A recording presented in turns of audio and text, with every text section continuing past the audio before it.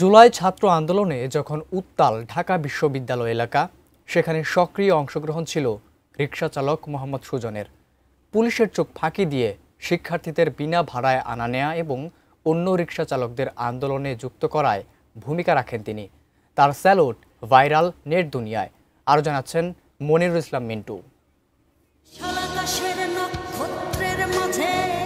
ঘটনা প্রবাহে ৩ আগস্ট কেন্দ্রীয় শহীদ মিনারে ছাত্রদের স্যালুট দিয়ে সবার মনে জায়গা করে নেন রিকশা চালক মোহাম্মদ সুজন।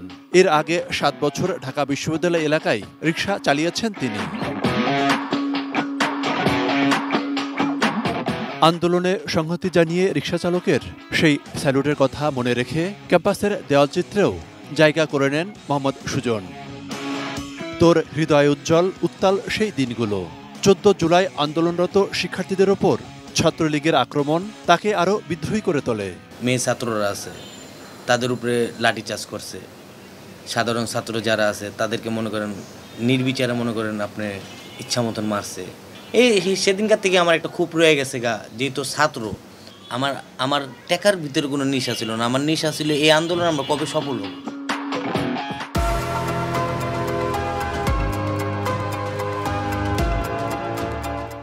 শিক্ষার্থীদের আন্দোলনের সময় কিভাবে ভাইরাল হলেন জানালেন সেই ঘটনাও। আমি এই সেলুটটার মানে কি, ছাত্রদেরকে একটা সম্মান জানাইতে হবে। আমি যদি না জানাই তাহলে বাংলাদেশের মানুষ তাদের পক্ষে দাঁড়াইবে না।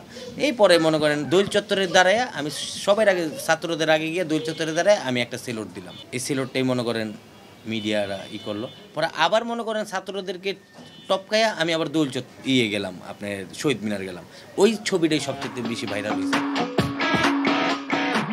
মাস ২ আগে তার পেশার পরিবর্তন হয়েছে। রিকশার প্যাডেল ছেড়ে মাস্টার রোলে একটি চাকরিতে যোগ দিয়েছেন। তবে থাকেন সেই কামরাঙ্গীরচরের এই ঘরেই ৫ বছর ধরে। নেই টেলিভিশন, মুঠোফোনও আধুনিক নয়। আজকে দেখেন তো ভাই, আমরা কি বড় গলায় কথা কইতে পারতাছি?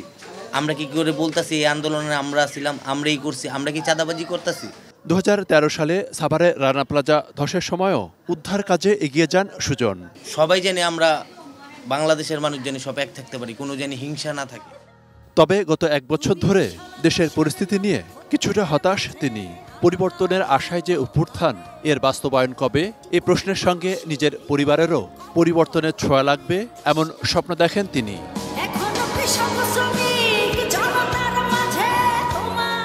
মনিরুল ইসলাম মিন্টু, 18 নিউজ, ঢাকা।